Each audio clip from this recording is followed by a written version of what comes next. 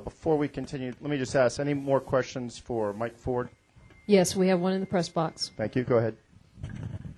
Kenny Bruce with SingDaily.com. Mike, Denny touched on this just a little bit now, but when you guys made the decision to come in that last time, I think you had about 30 laps to go, were you pretty much set that that was going to be your final stop, that there was going to be nothing else that was going to bring you guys back onto pit road?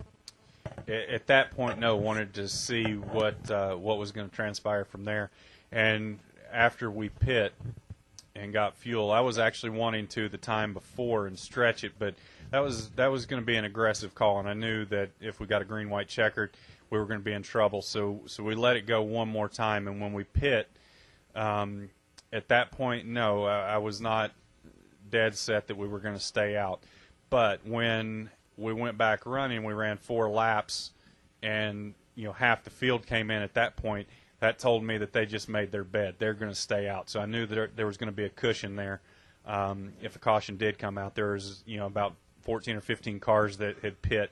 So I knew what they were thinking. And at that point, when those guys pit, our bed was made as well with them. I was going to give up 4 or 5 laps to those guys because I think we were better than all those guys. But when that last caution, when half the field came, is when I decided that.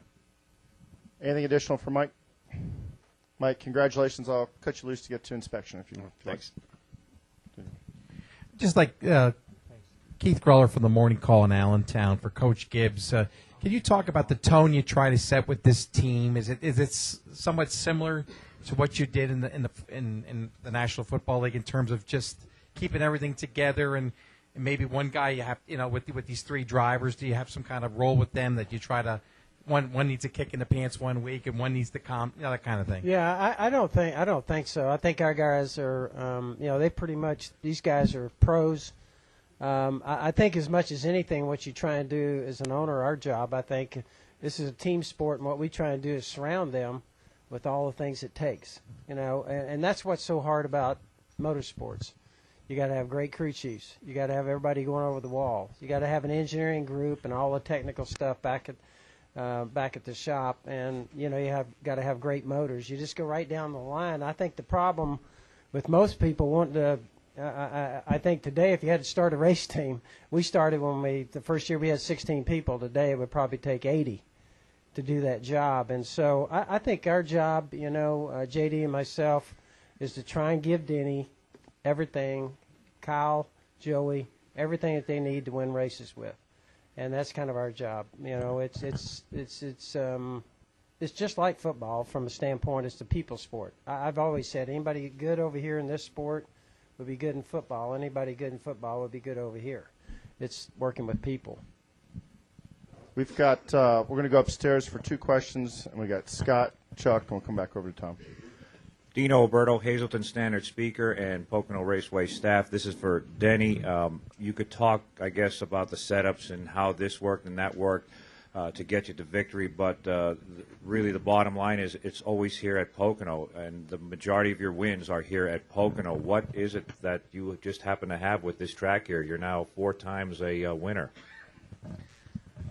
It's tough to say. I mean, because we've won here in different cars, different lines. The patch is no longer a huge advantage like it used to be in turns 3. So I was kind of cutting across that in much different line than what guys were running.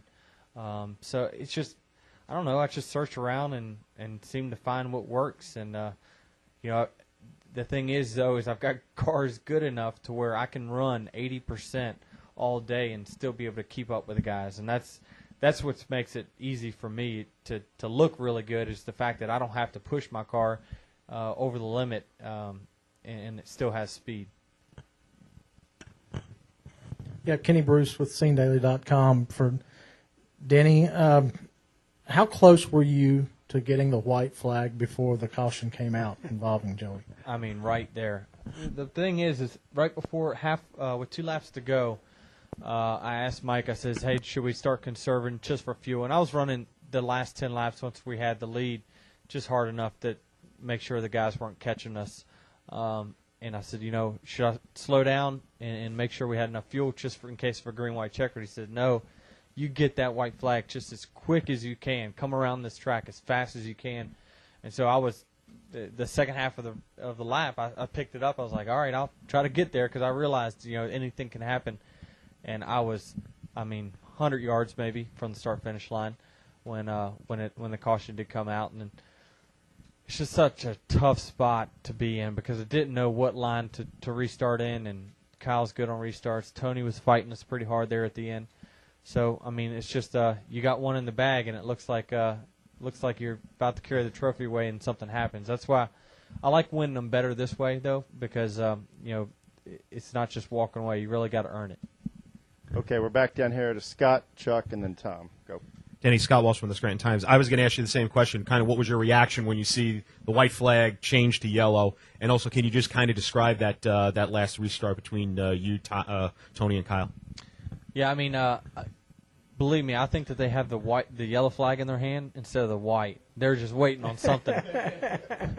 There's no way they switch flags that quick. I think that they had it and they were ready to go with that yellow. But no, for the show purpose, it was good. But it was a legitimate caution. I was just looking all around that racetrack for any debris, and if I was going to call BS if they had a debris caution right there. So I was glad that didn't happen, and it was a legitimate reason, unfortunately, for my teammate. But it's just I knew the key was just getting off turn one ahead of those guys. Once I did that, I knew it was pretty much race over.